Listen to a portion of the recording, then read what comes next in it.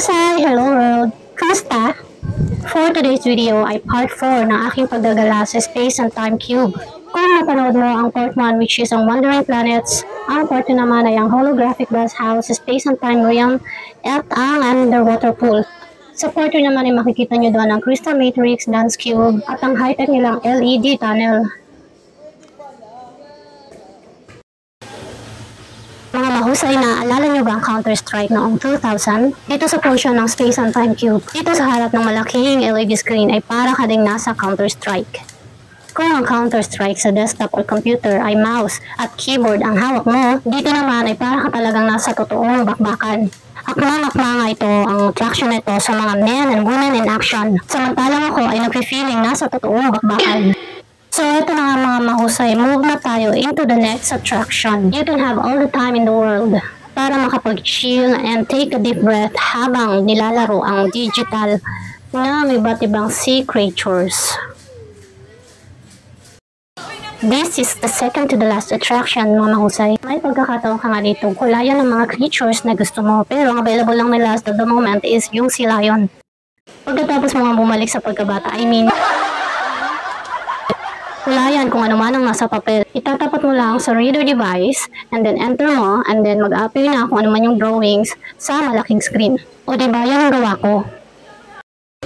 At ito naman ang last attraction nilang Rail? Naglibog ko sa pronunciation ba, mga mahusay. Ito yung last attraction nilang Rail Cinema, mga mahusay. Parang nasa roller coaster ka lang nakasakay, mga mahusay. Dadalhin ka nila sa isang malaking 9D LED screen na kung saan mawi-witness mo ang mga naglalakihang mga touring yan na kusang babagsak. Feeling mo, kaharap mo na sila Harry Potter, ang mga Lord of the Rings, at makikita mo rin yung mga dragon na nagsisiliparan. Ibang dragon po ang tinutukoy ko ha, hindi po yung dragon na sa bahay nyo.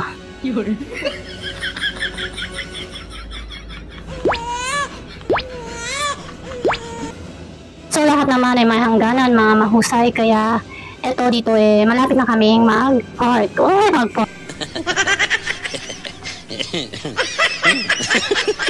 Sa dulo nga nito ay may pa-fireworks na ganap.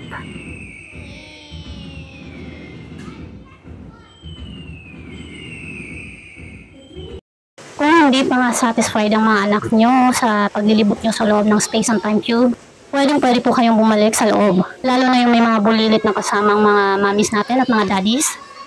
Dito po sa area ito, pwede po silang makipag-interaction sa ibang bata. Habang ikaw naman ay nagpapahinga at nakaupo, nakabantay lamang sa kanila. Hanggat nasa loob po kayo ng Space and Time Cube, pwede po kayong paulit-ulit na kumuha ng videos at pictures. Hanggang dito na lang ang aking palabas mga mahusay. Maraming salamat po muli sa inyong panonood at patuloy na suporta.